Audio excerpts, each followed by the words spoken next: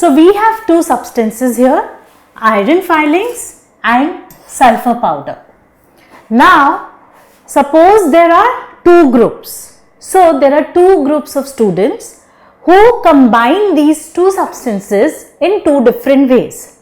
So group 1, what it does is it just mixes the sulfur powder and iron filings in a bowl or in a dish and keeps it as it is. So group 1 just mixes these two substances without any heating or without doing anything else. So group 1 just mixes it, and group 2 takes the mixture of iron filings and sulfur and heats it, as you can see. Now when it is heated, you see a reddish brown thing being formed, and finally we are left with a black residue. So this is what group 2 does. It takes iron filings and sulfur, mixes it and then heats it. So we can say that a chemical reaction is taking place here. So a new substance is formed here. So what we can say is that in the case of group 1, there was no chemical reaction taking place. So this is a mixture. So group 1 combine these two substances to form a mixture, whereas in case of group 2, there was a chemical combination, a chemical reaction between these two substances, and they formed a compound. So a compound was formed in the case of group 2. Now let us perform certain tests. So let us take a magnet and let us move it over the substance or the mixture formed by group 1. And as we can see, the magnet attracts iron filings. So we know that iron is magnetic in nature and it gets attracted by a magnet. Now in this mixture of iron filings and sulfur, we see that iron is still attracted to the magnet. So iron does not lose its properties. It still has its magnetic properties. So as we can see, iron is attracted by the magnet and sulfur is left behind. Now if group 2 does the same test, that is with this black residue, if we bring a magnet near this black residue, we see that nothing is attracted to the magnet. So over here a new substance is formed, which is iron sulfide. So iron and sulfur, when heated together, they form a new substance which is iron sulfide. And iron sulfide does not have any magnetic property, so it is not attracted by the magnet. So we see that the individual substances, they lose their properties and the new substance formed has completely different properties. That is, the individual constituent, iron, is attracted by the magnet as we saw in the previous case, but over here in the case of a compound, the individual substance, iron, it lost its property, and that is why nothing is attracted to this magnet. So before we move ahead, let us answer this question. In case of a mixture, the magnetic property of iron will be retained. True or false? The answer is true. As we know, in case of a mixture where the substances do not combine chemically and the individual substances retain their properties, so the magnetic property of iron will also be retained. Now let us perform another test, that is with carbon disulfide. We perform a solubility test with carbon disulfide. So we take carbon disulfide and try to dissolve these two substances formed by group 1 and group 2. So as we know, once again this is a mixture of iron filings and sulfur, and this is a compound which is iron sulfide.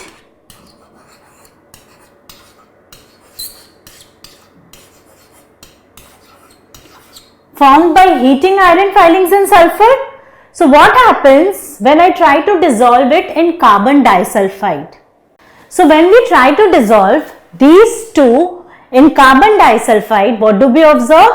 We observe that in this case, sulfur will dissolve whereas iron will be unchanged. So sulfur particles from this mixture will dissolve in carbon disulfide, whereas our iron particles will be left behind. So the individual substances or the individual components, they retain their properties here. But in this case, as we see that a new substance is formed, which is iron sulfide, it does not dissolve in carbon disulfide. So no substance dissolves. So it is not that from iron sulfide, sulfur will dissolve and iron will be left behind. No, that does not happen.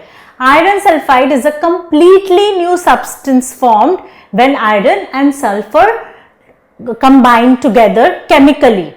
So the individual substances, they do not retain their properties now. Now let us perform another solubility test with dilute sulfuric acid. So we can also do it with dilute hydrochloric acid. We have dilute sulfuric acid here. Now we will dissolve a part of these substances in dilute sulfuric acid. And what do we observe? We observe that for group 1, hydrogen gas is released, which is a colorless and odorless gas. Now we know that iron reacts with dilute sulfuric acid to release hydrogen gas. So this is what happens in the case of group 1. Whereas in the case of group 2, iron sulfide as a whole, the entire compound reacts with dilute sulfuric acid to give hydrogen sulfide gas, which can be identified with a rotten egg smell. So hydrogen sulfide gas has a rotten egg smell, and when iron sulfide is mixed with dilute sulfuric acid, hydrogen sulfide gas is released with a rotten egg smell. So this is the difference in the reactions when the two different substances formed with the same constituents, with the same components are made to react with sulfuric acid. So what do we observe? We observe that the two groups, they took the same substances, iron filings and sulfur, but combined them using different techniques.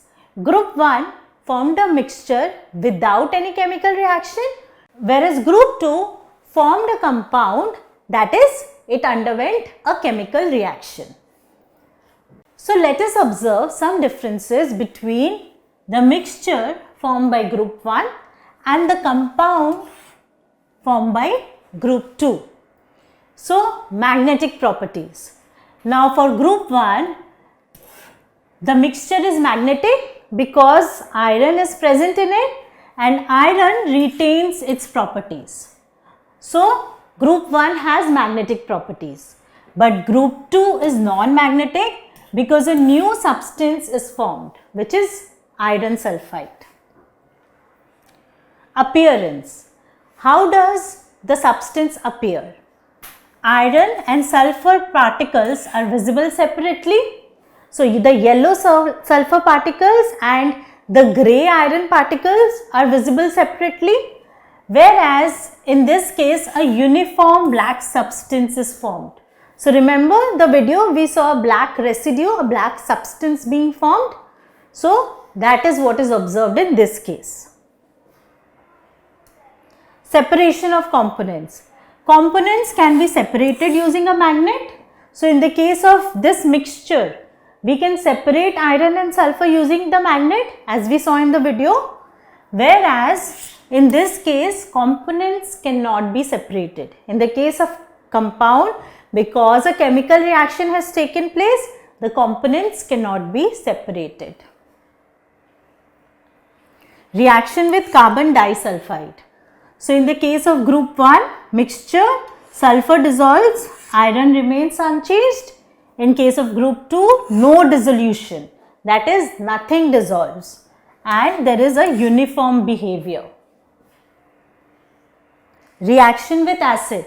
So as we saw in the case of reaction with dilute sulfuric acid, no significant reaction, no gas observed. So hydrogen gas was released, but because it is a colorless and odorless gas, we do not observe it. In the case of group 2, hydrogen sulfide gas is released with a rotten egg smell. So now when elements combine together chemically,